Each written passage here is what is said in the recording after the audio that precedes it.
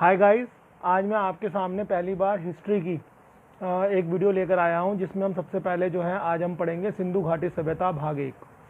देखिए, सबसे पहले जरूरी है कि सिंधु घाटी सभ्यता के संदर्भ में हमें कुछ महत्वपूर्ण जानकारियां होनी चाहिए। सबसे पहले हमें पता होना चाहिए कि सिंधु घाटी सभ्यता कितनी इंपॉर्टेंट है। मैं आपको बताना चाहूँगा कि यदि अगर आप IAS PCS में प्री की परीक्षा दे रहे हैं तो आप ये मान के चलिए कि प्री के अंदर सिंधु घाटी सभ्यता बहुत अधिक आती है।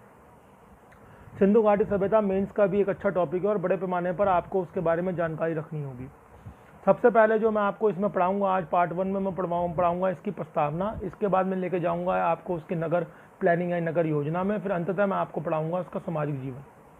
तो आज की जो पहली वीडियो रहेगी मेरी इसके संदर्भ में, वो रहेगी 3 चरणों में। तो सबसे पहले हम आज अपना पहला चरण शुरू करते हैं और वो पहला चरण जो है वो है प्रस्तावना।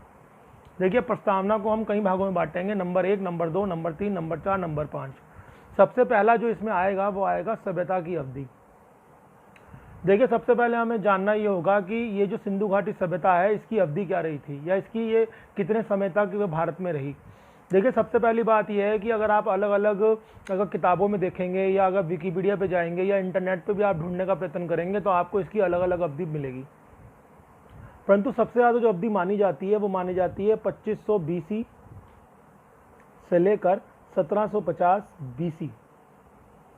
ये एक इसकी ऐसी अवधि है जो बड़े पैमाने पर मानी जाती है और यूपीएससी भी इस अवधि को इनक्लेम करता है, यानी यूपीएससी भी इस अवधि के साथ जाता है। मतलब मेरा कहने का मतलब ये है कि अगर सभ्यता की अवधि आप देखेंगे कि सिंधु घाटी सभ्यता किस दौरान रही भारत में, तो वो 2500 BC से लेकर 1750 BC तक रही, यानी कि लगभग इसका जो समय था वो था 750 ईयर्स। अब ये 750 जो साल की जो सभ्यता है, ये किस प्रकार से इसने आगे काम करा, इसके किस प्रकार से इसकी विशेषताएं थी, वो मैं आपको आगे बताऊंगा। अब प्रस्तावना का जो दूसरा भाग आता है वो आता है सभ्यता का प्रसार। देखिए, ये बड़ा महत्वपूर्ण है। इसमें हमें ये जानना होगा कि ये जो है ना सभ्यता कहाँ कहाँ तक फैली हुई थी। तो इसके लिए हमें जानना जरूरी है कि इसकी सभ्यता के जो हमें चिन्ह हैं या सभ्यता के जो हमें चीज़ें हैं वो कहाँ कहाँ प्राप्त हुई हैं। देखिए, अगर आप इसके लिए जम्मू कश्मीर लेंगे तो हाँ, जम्मू कश्मीर में हमें इसके कई स्थल मिले हैं। इसके अलावा हमें गुजरात में इसके स्थल मिले हैं। इसके अलावा हमें राजस्थान में, हरियाणा में, पंजाब में हमें इसके स्थल प्राप्त हुए हैं। इसके अलावा अगर आप बात करते हैं उत्तर प्रदेश की, तो यहाँ पर हमें स्थल मिले हैं। इसके अलावा हमें इसके स्थल बिहार और उड़ीसा तक प्राप्त हुए हैं। इसके अलावा अगर आप बात करते हैं इसके स्थलों की, तो हमें महाराष्ट्र में भी इसके कई स्थल प्राप्त हुए हैं। इसके अलावा अगर भारत से बाहर भी अगर आप जाते हैं तो भारत से बाहर पाकिस्तान में भी आपको इसके 2 स्थल बड़े महत्वपूर्ण मिलते हैं, मोहनजोदड़ो और हड़प्पा। तो मेरा कहने का मतलब ये है कि जहाँ जहाँ इसके स्थल प्राप्त हुए हैं अभी तक, वहाँ तक हम इसका विस्तार मानते हैं। और यहाँ तक कि अभी कुछ साल पहले ही बांग्लादेश के सोनपुर में भी इसका एक स्थल प्राप्त हुआ है। इसलिए ये माना जाता है कि इनकी जो सभ्यता थी वो वर्तमान के बांग्लादेश तक फैली हुई थी। मतलब इनका जो प्रसार था वो काफ़ी अधिक था। वो वर्तमान के भारत में ही नहीं बल्कि वर्तमान के पाकिस्तान और बांग्लादेश तक ये फैली हुई थी, जिसका प्रमुख कारण था कि ये बड़े पैमाने पर क्षेत्रीय विकास में विश्वास किया करते थे। और यही कारण था कि बड़े पैमाने पर इस सभ्यता ने भारत के काफ़ी इलाकों को अपने अंदर लिया हुआ था। तो ये थी इनकी बात, सभ्यता का प्रसार। अब बात आती है कि सभ्यता की प्राचीनता। देखिए, सबसे बड़ी बात यह है कि हमें जानना जरूरी है कि सभ्यता कितनी प्राचीन थी। देखिए, ये सभ्यता भारत की सबसे प्राचीनतम सभ्यता है, ये तो बात सही है, पर क्या ये विश्व की सबसे प्राचीनतम सभ्यता थी? नहीं।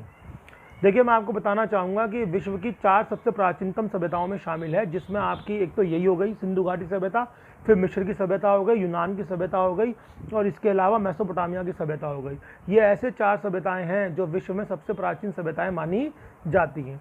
अब इसमें सबसे प्राचीन सभ्यता कौन सी है, तो मैं आपको बताना चाहूँगा इसमें सबसे प्राचीन सभ्यता, अगर आप एकेडमिक्स की बात करेंगे, अगर आप 10th की 12th की बात करेंगे या स्कूल टाइम की बात करेंगे जब आपको हिस्ट्री पढ़ाई जाती थी, तो सिंधु घाटी सभ्यता के इस चैप्टर में आपको बताया गया होगा कि मेसोपोटामिया की जो सभ्यता है वो विश्व की सबसे प्राचीन सभ्यता है, जो वास्तविकता नहीं है। क्योंकि अगर आप कॉम्पिटिटिव एग्जामिनेशन में आते हैं और आप बड़े पैमाने पर अगर IAS या PCS की तैयारी कर रहे हैं तो यूपीएससी ऐसा नहीं मानता। यूपीएससी जो है ना वो बड़े पैमाने पर ये कहता है कि प्राचीनतम सभ्यता को लेकर बड़े विवाद हैं। अगर आप सिंधु घाटी सभ्यता को प्राचीनतम मानते हैं, वो तो मानने का कोई आधार ही नहीं है, क्योंकि उससे पहले भी कुछ ऐसी सभ्यताएं हैं जिनके हमें चिन्ह प्राप्त हुए हैं, जैसे कि आपकी यूनान की सभ्यता और मेसोपोटामिया की सभ्यता। तो अब बात ये आती है कि यूनान की सभ्यता सबसे प्राचीन है या मेसोपोटामिया की, तो इसको लेकर हमारे पास पूर्णतः साक्ष्य नहीं है। यही कारण है कि हम किसी भी सभ्यता को किसी भी सभ्यता को प्राचीनतम सभ्यता की श्रेणी में नहीं रखते, और हम ये मानते हैं कि ये सभी सभ्यताएं जो है ना साक्ष्य के अभाव में इनको हम किसी एक को हम प्राचीनतम नहीं कह सकते। इसलिए कभी भी अगर एग्जाम में आईएएस या पीसीएस में आप बैठ रहे हैं और एक कोई स्टेटमेंट आ जाता है कि मेसोपोटामिया या यूनानी सभ्यता विश्व की सबसे प्राचीनतम सभ्यता है, तो आप इसको इनकरेक्ट करेंगे, जिसका प्रमुख कारण ये है कि अभी साक्ष्यों के अभाव में यूपीएससी इसको संशय में मानती है, और ये मानती है कि कोई भी ऐसी सभ्यता नहीं है इस समय जो कि प्राचीनतम कहलाई जा सके। इसलिए ये हमें जानना जरूरी है, ठीक है। पर हमारी सिंधु घाटी सभ्यता की प्राचीनता क्या है, तो मैं आपको बता चुका हूँ कि वो 4 सबसे प्राचीन सभ्यताओं में शामिल है। हाँ, सबसे प्राचीनतम सभ्यता ये नहीं है, पर हाँ ये विश्व की जो 4 सबसे प्राचीनतम सभ्यता हैं उनमें इसको शामिल किया गया है। अब आती है बात आपकी सभ्यता की लिपि। देखिए मैं आपको जैसे कि मैं आपको बताना चाहूँगा, किसी भी अगर सभ्यता के बारे में आप जानकारी लेना चाहते हैं तो ये आवश्यक होता है कि उसकी लिपि को समझें, क्योंकि जितनी भी सभ्यता इस दुनिया में आज तक आई हैं उन्होंने कुछ ना कुछ लिखित रूप में कुछ ना कुछ अपने प्रमाण दिए हैं, जिसको पढ़कर हम उनके संदर्भ में जानकारी प्राप्त कर सकते हैं। परंतु सबसे बड़ी दिक्कत क्या है कि इस सभ्यता की जो लिपि हमें प्राप्त हुई है वो लिपि एक ऐसी भाषा में है, या वो इंस्क्रिप्शन जो है वो इस तरीके से दिए गए हैं कि हमें उसकी लिपि के संदर्भ में कोई जानकारी नहीं है। जिसका प्रमुख कारण क्या है कि पहले नंबर 1 ये चित्रात्मक लिपि है, यानी इसके अंतर्गत जितनी भी लिपि के अंदर चीज़ें बताई गई हैं वो सारी की सारी क्या है, चित्रों में दी गई है, जिसके कारण हमें उसकी कोई जानकारी नहीं मिल पाती है, हम उसको समझ नहीं पा रहे हैं कि वो लिखा गया है। और दूसरे नंबर पर इसकी कोई भी सहायक लिपि हमें अभी तक नहीं मिली है। तो जब तक किसी लिपि की सहायक लिपि नहीं मिलेगी तो आप उस अज्ञात लिपि को ढूंढ नहीं पाएंगे, और यही कारण है कि आज तक के इतिहास में, जबकि 1921 में हमें इस सभ्यता की खोज हो गई थी, आज तक लगभग 100 साल पूरे होने वाले हैं, फिर भी हमें इसकी लिपि का ज्ञान नहीं है, जिसका प्रमुख कारण केवल एक ही है कि इसकी सहायक लिपि आज तक हमें प्राप्त नहीं हुई है। तो एग्जाम में अगर क्वेश्चन पेपर में आता है तो वो आपसे अधिक से अधिक ये पूछ लेगा कि बताइए सिंधु घाटी सभ्यता की लिपि किस रूप में प्राप्त हुई है। तो वो सिंधु घाटी सभ्यता की जो लिपि है वो चित्रात्मक रूप में हमें प्राप्त हुई है, और ये भी पूछ सकता है कि बताइए ऐसे क्या कारण है कि सिंधु घाटी सभ्यता की लिपि को आज तक पढ़ा नहीं जा सका। तो उसके 2 कारण हैं, एक तो ये चित्रात्मक में है और दूसरा इसकी कोई सहायक लिपि विद्यमान नहीं है। तो ये भी आपको जानना होगा। इसके अलावा जो आती है वो आती है सभ्यता की खोज। देखिए मैं आपको बताना चाहूँगा कि इसकी सभ्यता की खोज जो है वो सन 1921 में की गई, और उसकी सभ्यता खोज करने का श्रेय जाता है। देखिए सभ्यता की खोज जो है ना वो सन 1921 में की गई। मैं आपको बताना चाहूँगा इस सभ्यता की खोज करने का श्रेय जो है ना वो जॉन मार्शल को जाता है, और सन 1921 में जॉन मार्शल ने इस सभ्यता को खोजा। और सबसे बड़ी बात यह है कि जॉन मार्शल कौन थे, तो हमें जानना आवश्यक होगा कि जॉन मार्शल हमारे भारत के उस समय पुरातत्व विभाग के अध्यक्ष थे, जिनके पास वो समिति थी जो बड़े पैमाने पर इसकी खोजकर्ता मानी जाती है। वैसे मैं आपको बताना चाहूँगा कि ये समिति कभी भी सिंधु घाटी सभ्यता की खोज करने के लिए उद्देश्यबंद नहीं थी, जिसका प्रमुख कारण ये था कि इस सभ्यता की खोज अचानक से हुई। जैसा कि हम सब जानते हैं, जो बच्चे आईएएस पीसीएस की तैयारी कर रहे हैं उनको इस बारे में ज्ञान है कि सिंधु घाटी सभ्यता की खोज जो है ना वो एक अचानक से हुई। हालांकि हो क्या रहा था, ब्रिटिश कार्यकाल के दौरान हड़प्पा नामक स्थान पर, जो कि वर्तमान के पाकिस्तान के पंजाब में, वहाँ पर पटरी बिछाने का काम चलाया जा रहा था, जिसके कारण खुदाई की जा रही थी, और अचानक से खुदाई में हमें कुछ बर्तन प्राप्त हुए, और जब पुरातत्व विभाग की टीम को बुलाया गया तो उन्होंने ये पाया कि ये जो बर्तन है ये काफ़ी प्राचीन है, और यही कारण था कि पुरातत्व विभाग ने अपनी एक टीम भेजी जिसके अध्यक्ष कौन थे, जॉन मार्शल। तो यही कारण है कि सिंधु घाटी सभ्यता की खोजकर्ता जो है वो किसको माना जाता है, जॉन मार्शल को। परंतु जो अलग अलग सभ्यताएँ, जो इस सभ्यता के अलग अलग स्थल जो चुने गए हैं या स्थल जो खोजे गए हैं वो अलग अलग लोगों के द्वारा उनकी खोज की गई है, जिनमें आप हड़प्पा को अगर लेंगे तो हड़प्पा की जो खोज है वो दयाराम साहनी ने करी। अगर आप मोहनजोदड़ो को लोगे तो उसकी खोज किसने करी, उसकी खोज राखलदास बनर्जी ने करी। मतलब अलग अलग जो स्थल प्राप्त हुए हैं वो अलग अलग लोगों के द्वारा खोजे गए हैं। परंतु जो सिंधु घाटी सभ्यता का जो सभ्यता है उसको खोजने का श्रेय जो है ना वो किसको जाता है, जॉन मार्शल को जाता है, क्योंकि ये उस पुरातत्व विभाग की टीम के अध्यक्ष थे जिस टीम ने सिंधु घाटी सभ्यता की खोज की, ऐसा माना जाता है।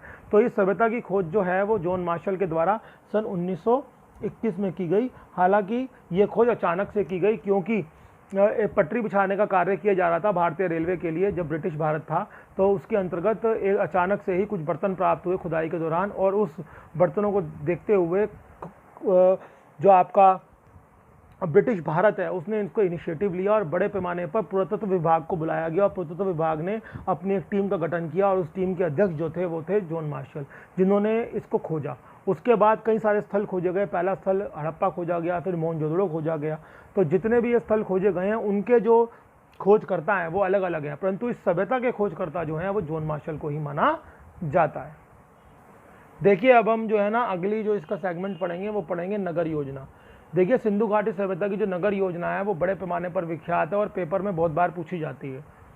पेपर में इसकी प्रस्तावना तो पूछी जाती है, परंतु प्रस्तावना का जो रोल है ना वो मुख्य रूप से पीसीएस की परीक्षाओं में ज़्यादा आता है, क्योंकि सिंधु घाटी सभ्यता अगर आईएएस के अंदर आप तैयारी कर रहे हैं तो आईएएस के अंदर वो नगर योजना के संदर्भ में आपसे क्वेश्चन पूछ सकता है।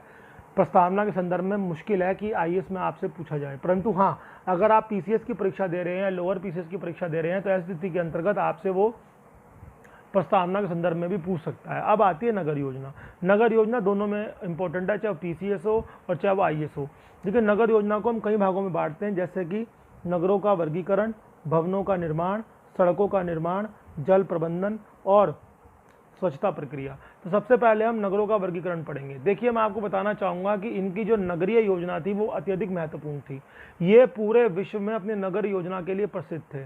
ऐसा माना जाता था कि इनकी नगर योजना जो थी वो पूरे विश्व में सर्वश्रेष्ठ थी और इनकी जैसी नगर योजना पूरे विश्व में इनके समकालीन किसी भी सभ्यता में विद्यमान नहीं थी। और इसके अलावा हम ये भी जानना चाहेंगे कि नगर योजना के क्या क्या विशेषताएं थी। तो इसके लिए सबसे पहली विशेषता थी नगरों का वर्गीकरण। देखिए ये लोग ना अपने नगरों को दो भागों में बांटा करते थे, एक का नाम था सिटीडल और एक का नाम था लोअर टाउन। देखिए सिटीडल का मतलब था नगर का ऊपरी भाग और लोअर टाउन जैसे कि आप जानते हैं कि लोअर का मतलब हिंदी में होता है निचला। तो नगर जो थे दो भागों में बटे हुए थे, नंबर 1 सिटीडल यानी ऊपरी भाग और नंबर 2 लोअर टाउन यानी कि निचला भाग। तो जो निचला भाग था उसके अंदर मुख्य रूप से गरीब लोग रहा करते थे और जो ऊपरी वाला भाग था जिसे हम सिटीडल कह रहे हैं उसमें मुख्य रूप से धनी व्यक्ति, राजा और पुरोहित निवास किया करते थे।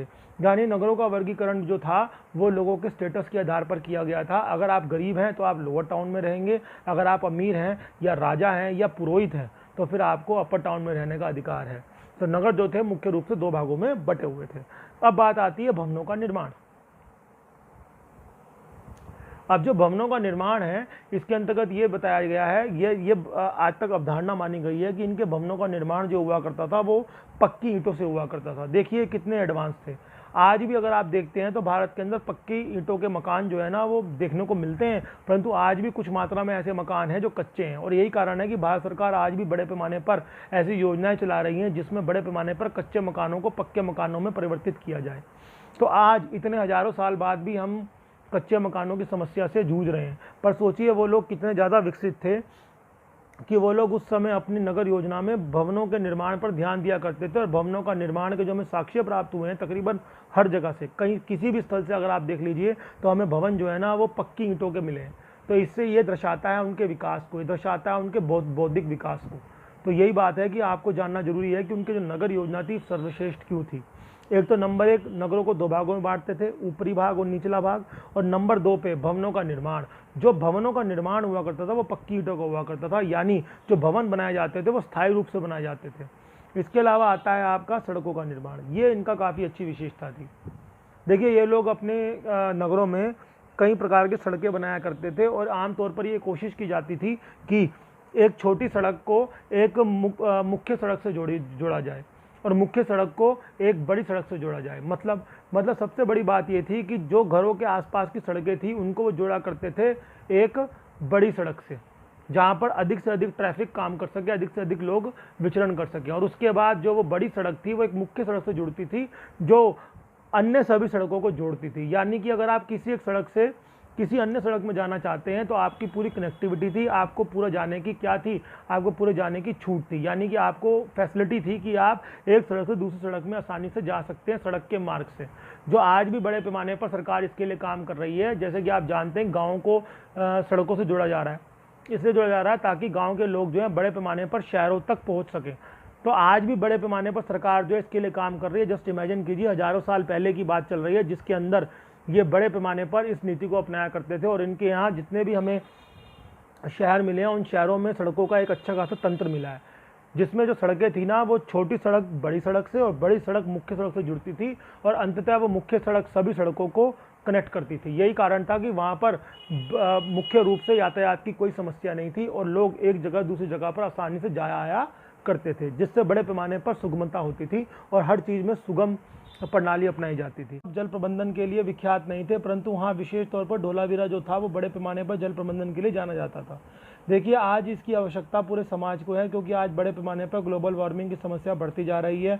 और हम ये भी जानते हैं कि ग्लोबल वार्मिंग के कारण बड़े पैमाने पर जो जल की जो स्कार्सिटी है, जल की जो कमी है, वो सामने देखने को आ रही है। यही कारण है कि अब जितने भी देश हैं वो बड़े पैमाने पर जल प्रबंधन की प्रक्रिया को अपना रहे हैं। परंतु आप जस्ट इमेजिन कीजिए, आप जस्ट सोचिए कि नगर योजना इनकी इतनी अधिक महान थी कि ये लोग उस समय भी जल प्रबंधन किया करते थे, जिस समय जल का इतना समस्या नहीं थी और ना ही इतनी वातावरण में गर्मी थी, जिसका प्रमुख कारण था ग्लोबल वार्मिंग बहुत कम थी या थी नहीं ग्लोबल वार्मिंग। तो यही कारण है कि ये लोग बड़े पैमाने पर जल प्रबंधन में विख्यात थे। और केवल धोलावीरा नहीं, बल्कि इसके अलावा भी कई अन्य स्थल थे जो जल प्रबंधन के लिए कार्य किया करते थे। ठीक है ना। तो जल प्रबंधन जो है ना, इनकी नगर विशेषताओं का एक भाग था, जो इनका एक ज़बरदस्त विशेषता थी। जल प्रबंधन का कार्य सिंधु घाटी सभ्यता के अलावा कोई अन्य सभ्यता नहीं किया करती थी। यही जल प्रबंधन जो है ना, बड़े पैमाने पर सिंधु घाटी सभ्यता को अन्य सभ्यताओं से अलग करती है और विकसित दिखाती है। अब बात आती है स्वच्छता प्रक्रिया। देखिए, जो स्वच्छता प्रक्रिया थी इनकी बड़े पैमाने पर काफ़ी विख्यात थी। ये लोग केवल जल प्रबंधन के लिए नहीं, बल्कि स्वच्छता प्रक्रिया के लिए भी पूरे विश्व भर में जाने जाते थे। ये लोग बड़े पैमाने पर अपनी स्वच्छता को लेकर काफ़ी प्रसिद्ध थे। इनके यहाँ बड़े पैमाने पर नालियों का आयोजन किया जाता था और नालियों का निर्माण कराया जाता था अपने अपने मकानों में, और प्रत्येक घर के अंदर प्रत्येक कमरे में नालियों का निर्माण कराया जाता था, ताकि बड़े पैमाने पर जो भी अवशेष यानी जो भी वेस्टेज निकलती है वो नालियों के जरिए, वो नालिए के जरिए बड़े बड़े नालों में चली जाए। इसके लिए वो लोग अपने घर में एक मुख्य नाली बनाया करते थे, जिसकी कनेक्टिविटी हर कमरे की एक नाली से हुआ करती थी, और वो जो मुख्य नाली थी घर की, वो बाहर निकलकर नाले में जुड़ती थी, जिससे जितना भी अवशेष होता था घरों का, वो कहाँ निकल जाता था, नालों में चला जाता था। यानी घर के अंदर गंदगी जो हुआ करती थी वो ना के बराबर हुआ करती थी, और वो लोग स्वच्छता में रहने में आदी थे। यही कारण था कि नगर योजना इनकी बड़े पैमाने पर विख्यात थी, और ये लोग बड़े पैमाने पर अगर नगर विशेषता के लिए पूरे विश्व में जाने जाते थे, विशेष तौर पर अपने भवनों के निर्माण के लिए, सड़कों के निर्माण के लिए, जल प्रबंधन के लिए और स्वच्छता की प्रक्रिया के लिए, जो इनके अलावा अन्य सभ्यताओं में काफ़ी कम मात्रा में देखने को मिली है।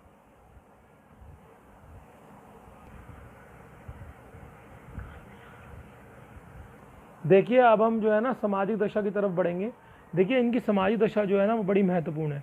देखिए, सामाजिक दशा के लिए हमें सबसे पहले इनकी सामाजिक दशा को 4 भागों में बांटना होगा। समाज का वर्गीकरण, सेकंड नंबर पर समाज की वेशभूषा, थर्ड नंबर पर समाज का खान पान, और फिर समाज की व्यवसाय या समाज का व्यवसाय। देखिए, सबसे पहले जो है हम समाज का वर्गीकरण पढ़ाएंगे। देखिए, इनका समाज जो था ना वो 2 भागों में बटा हुआ था, एक अमीर और एक गरीब। देखिए, मुख्य रूप से समाज के अंदर या तो गरीब लोग थे या फिर अमीर लोग थे। अब आपको ये जानना होगा कि समाज के अंदर क्या वर्ण प्रणाली थी? समाज के अंदर क्या वर्ण प्रणाली थी? जी नहीं, समाज के अंदर किसी प्रकार की वर्ण प्रणाली नहीं थी, क्योंकि वर्ण प्रणाली जिससे हम विख्यात हैं, और बड़े पैमाने पर वर्ण प्रणाली आप इतिहास में पढ़ते भी रहते हैं। अगर प्राचीन भारत में आप पढ़ेंगे तो वर्ण प्रणाली के बारे में आप बहुत पढ़ेंगे।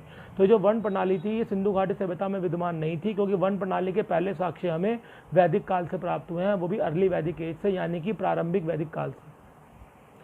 तो मेरा कहने का मतलब ये है कि अगर आप समाज का वर्गीकरण पढ़ रहे हैं तो इनका समाज जो था वो केवल 2 भागों में बटा हुआ था, या तो लोग अमीर थे या लोग गरीब थे।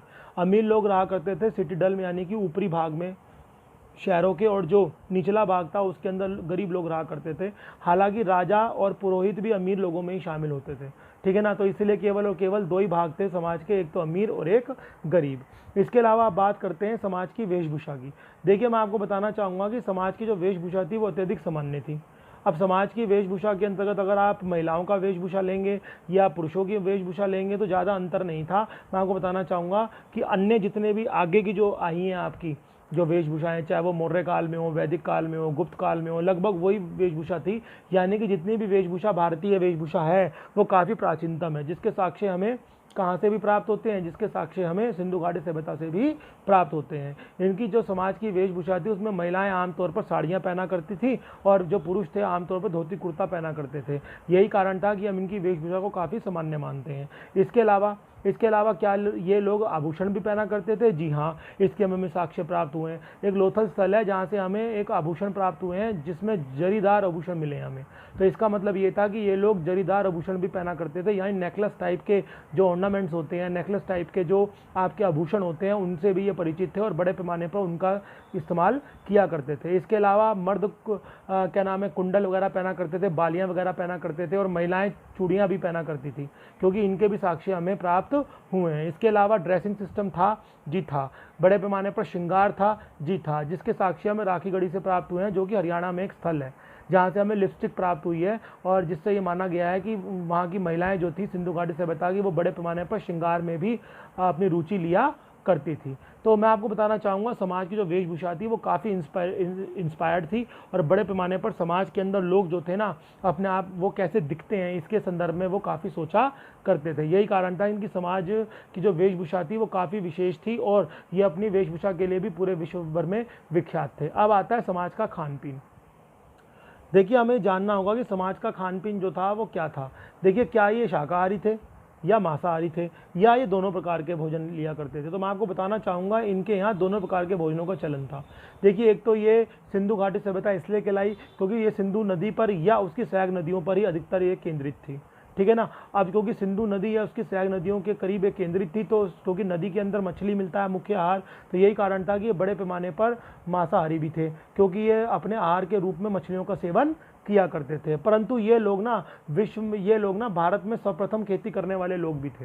तो ऐसा माना जाता है कि सिंधु घाटी सभ्यता के लोग जो थे ना, प्रथम खेती करने वाले थे भारत में, और ये भी इसलिए कहा जाता है क्योंकि हमें इससे पहले कोई भी खेती के साक्ष्य प्राप्त नहीं हुए हैं। तो इसलिए ये भी माना जाता है कि ये लोग मांसाहारी होने के साथ साथ शाकाहारी भी थे, क्योंकि इनके यहाँ बड़े पैमाने पर शाकाहारी भोजन भी इस्तेमाल किया जाता था, क्योंकि ये लोग कृषि में काफ़ी विकसित थे, काफ़ी आगे थे। इनके यहाँ जो मुख्य जो कृषि की उपज थी वो कौन सी थी, उनके यहाँ मुख्य कृषि की उपज थी गेहूं। ये गेहूं का अत्यधिक सेवन किया करते थे, यही कारण है कि हम लोग इनको मांसाहारी और शाकाहारी दोनों मानते हैं, ठीक है। अब आती है बात समाज का व्यवसाय। तो देखिए, मैं आपको बताना चाहूँगा कि समाज का जो व्यवसाय था वो बड़े पैमाने पर सामान्य था। समाज जो है ना, वो व्यवसाय के वर्गीकरण के आधार पर भी बटा हुआ था, परंतु सबसे बड़ी बात यह है कि इनके यहाँ व्यवसाय कौन कौन से प्रमुख थे। तो देखिए, पहली बात तो ये है कि जितनी भी मैंने आपको चीज़ें बताई हैं ना अभी तक, ये करते थे वो करते थे, ये सब अनुमान है, क्योंकि अभी तक हमें लिपि तो पता चली नहीं है। तो जब लिपि हमें पता नहीं चली है कि लिपि में लिखा गया है, तो हम केवल और केवल अनुमान लगा सकते हैं। जितने भी हमने खुदाई करी, जिनसे हमें चीज़ें प्राप्त हुई, उनके संदर्भ में इतिहासकारों ने केवल एक अनुमान लगाया जो हम पढ़ रहे हैं, ठीक है ना। हो सकता है कल को ये लिपि पढ़ी जाए, हो सकता है इस लिपि के पढ़ने के बाद हमारी 90% जो हम पढ़ रहे हैं आज की डेट में वो चेंज हो जाए। बड़ा संभव है कि 90% सिंधु घाटी सभ्यता जो हम आज पढ़ रहे हैं वो चेंज हो जाए, क्योंकि अभी सारा का सारा केवल अनुमान है। क्योंकि जो आपके जो खगोल शास्त्री तो खैर छोड़िए, इसका काम नहीं है, परंतु हाँ, जितने भी आपके ये पुरातत्व विभाग के लोग हैं, बड़े पैमाने पर केवल और केवल एस्टिमेशन या केवल और केवल अनुमान लगा रहे हैं इस संदर्भ में, क्योंकि वो जानते हैं कि कोई लिपि के अभाव में हम क्या बोल सकते हैं, कुछ भी नहीं। तो लिपि नहीं है, यही कारण है कि बड़े पैमाने पर केवल और केवल अनुमान लगाए जा रहे हैं। जितना भी अनुमान है ये केवल और केवल एक अनुमान है, इसलिए हो सकता है कल को जब इसकी लिपि पढ़ी जाए, अगर इसकी लिपि पढ़ ली जाती है किसी समय में आकर, तो 90 से 80% या 80 से 100% कुछ भी आप पूरी की पूरी भी चेंज हो सकती है ये सिंधु घाटी सभ्यता जो आज हम पढ़ रहे हैं, ठीक है ना। तो समाज का व्यवसाय जो है, इसके संदर्भ में हमें जानकारी मिलती है जो केवल और केवल अनुमान लगाया गया है कि ये लोग या तो चिकित्सा में अपना व्यवसाय ढूंढते होंगे, या ये लोग व्यापारी हुआ करते होंगे, या फिर ये लोग बड़े पैमाने पर क्या हुआ करते होंगे, राजकार्यों में अपनी सेवा दिया करते होंगे, या फिर ये लोग बड़े पैमाने पर क्या होंगे, कारीगर होंगे। तो जो गरीब तबका हुआ करता होगा वो बड़े पैमाने पर कारीगर हुआ करता होगा, और इसके अलावा जो धनी व्यक्ति हुआ करता होगा या तो व्यवसायी हुआ करता होगा, या चिकित्सक हुआ करता होगा, या फिर वो राजकार्यों में अपनी सेवा प्रदान किया करता होगा। क्योंकि केवल और केवल जितने भी ये इतिहासकार हैं वो केवल और केवल इसके संदर्भ में अनुमान ही लगा सकते हैं, इससे अधिक कुछ नहीं।